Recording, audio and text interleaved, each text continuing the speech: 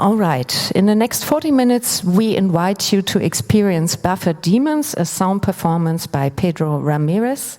In the piece, Pedro will combine 3 different containers of sound, acoustic, digital, and analog, to explore the concepts of translation and non-local interaction in the sound realm.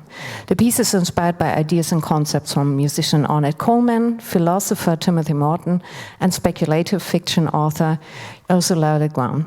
How all this comes together in sonic textures, we will now be exploring and experience together with Pedro.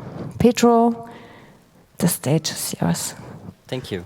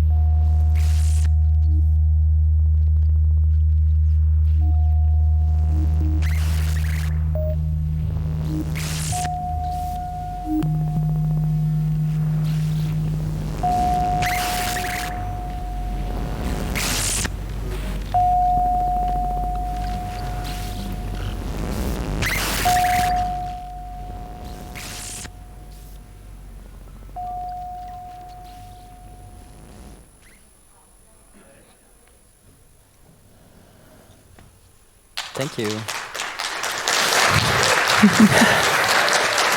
Thank you, Pedro. Buffered Daemons.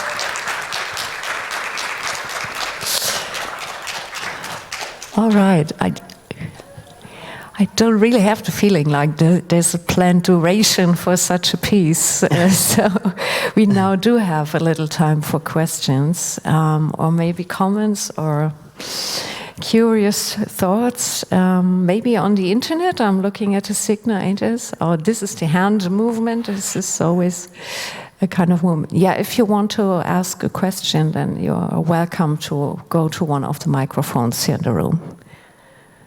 Or you just have to take it all in. Then I have a question, Pedro. Was this actually planned? Is this supposed to rip? No, actually not, but I think it gave some momentum, maybe. Like it made me change everything, which is kind of like something I was meaning, like it's improvise, like I set up the situation to happen. I have like some resources, but kind of like the flow or like how the feedback is interacting with the room, I start taking decisions on time. So I think this was a decision I didn't make, but I had to play with it. And it was very cinematic, I don't know. I saw it in slow-mo falling. Yeah. Yeah, anyone else some questions? On mic 2, please. Yeah, what do you feel would be missing in your setup? Or is it just everything you need? In terms of... Like, would you take anything away or add anything? Like in equipment, you mean?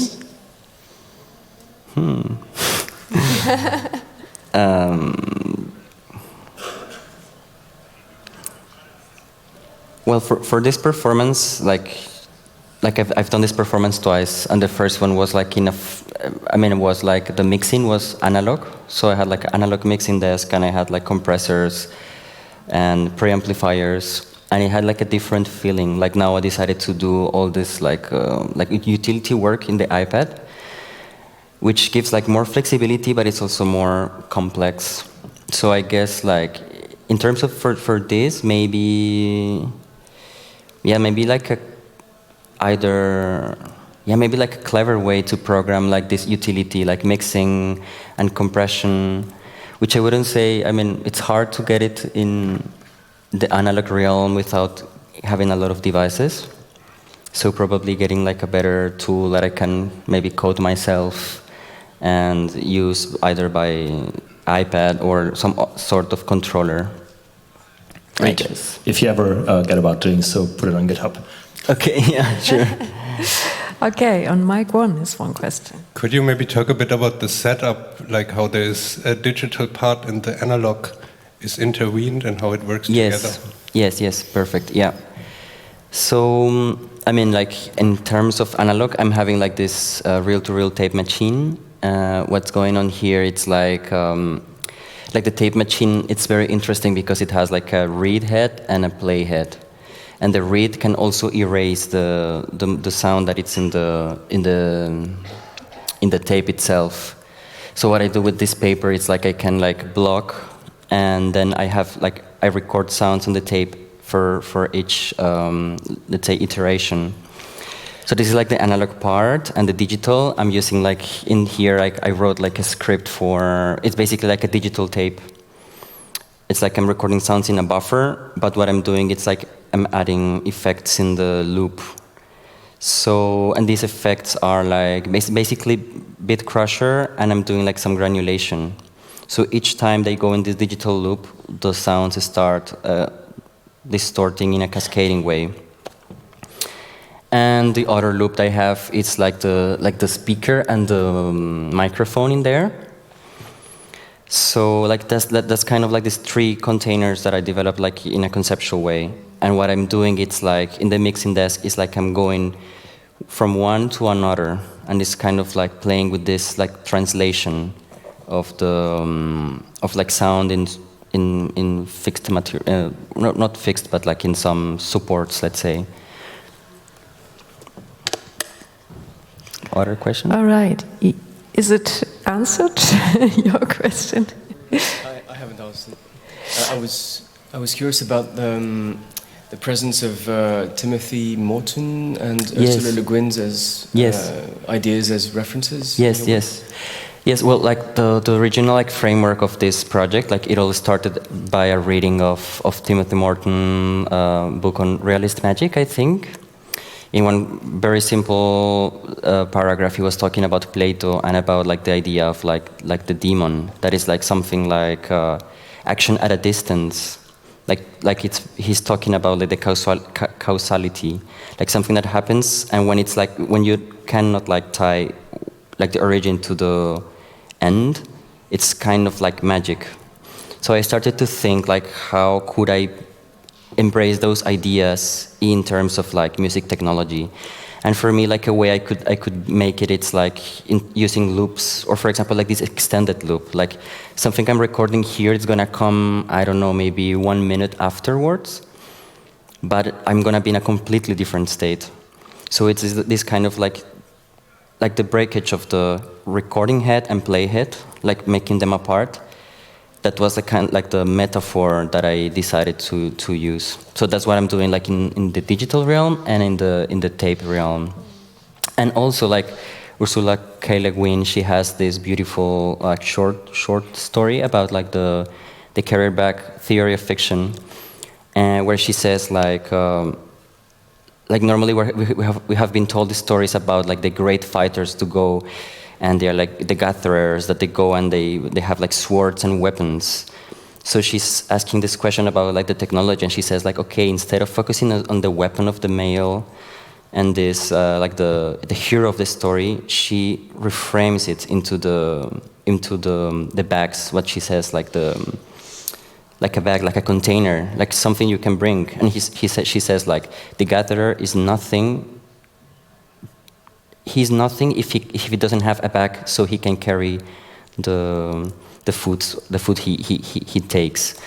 So for me, it was very influential, like in the terms of like understanding like the container itself as a matter, as a way of creating. And I was thinking like the tape is a container of sound. Like I don't know, like in 1950s in France, they would say like I have a sound, and they have like the tape, or you have audiophile. And you have like this, like the audio buffer. It's it's like a container of sound, but it's more like the sound is fluid in a way because you're writing it and reading it. But it's you can make it go or erase it, or I mean, yeah, kind of. Thank you for explaining some of the background. On mic 3, we have another question. Hi. I have a question. As far as practicing this form of music goes, I imagine you have been doing this for some time. So I'm wondering how much of your performance, so to speak, right now is replicating sounds that you found at some point, and is there something that you're looking for in the performance and that like gives you a feeling of, yeah, this was a good performance, or this was, you were not happy with this one. Like, is there any way like you could explain that a little bit at least? Yes. Yeah, well, I think like as a musician or as a sound artist, like one tends to have certain ways of replicating what you've done and the things you like in a way. Like for example, in here I've been working with like loops for several times, like either digital, like pedals and guitar, or with the tape. And also like I have like samples that like the ones that were like electricity, kind of. And for me, like the way I guess that there's like different ways you can make everything in situ, like completely from scratch. But for me, the way I find it, like it's like I have some prepared materials, but they are not completely finished, or I couldn't say they are finished already. But what I do is like I select several of them, like several non-finished materials. And for me, what I like to create in a live experience is how to give them like a new reinterpretation based on the combination I gave to them. You know, so yeah, for example, I mean, this room is very different from the rooms I did this performance before, or like I usually do. And it was very, like, the feedback was different. And then for me, it's like, okay, how can I mix this, like, this more bassy tone with materials I already have? And then I just put them on the table and I just start, like, kind of like, oh, okay, I quite like it. This is the range I can play with them, so I add another ones. And I usually tend, like, to use again material and try to keep finding new musical experiences by the interaction of, like, different agents, let's say. All right, thank you.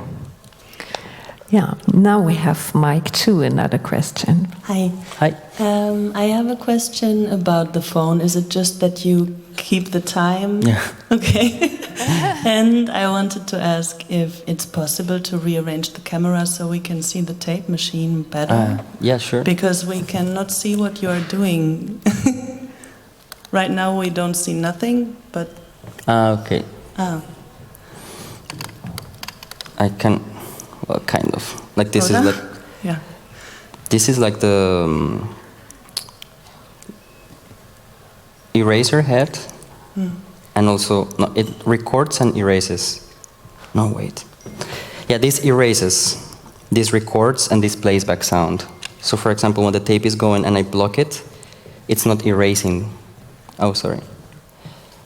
It's not erasing. And, yeah. Kind of. More questions? Now that we have it here. No, but we couldn't just not see it at all, so it's nice to see it now. Oh, okay, okay. The secrets of the machine are revealed. Thank you. Yes, are there other questions, comments, requests for telephone ring phones by Pedro? Maybe. Or something from the internet, angel. Okay, all right. Well, I was really surprised about what could be felt during the performance as well. So I was wondering if you had ever the chance to try it out here in this hall, or was it your first time doing it? Yeah, it was a challenge because I realized when I arrived, like, there's no sound check. So literally I need to discover the room while I'm playing, and it was very, very, very challenging just to prepare myself. Yeah, a very raw experience for every one of us. But I really liked it, and as I said, the different kinds of sounds was a tangible experience for us. Okay, there are no more questions, and I would say, if you're okay with that, we would close this session. Pedro, is there anything you want to tell your audience? Otherwise, I would say thanks again, Pedro, for showing us Buffered Daemons, and have a great night, everyone. Thank you.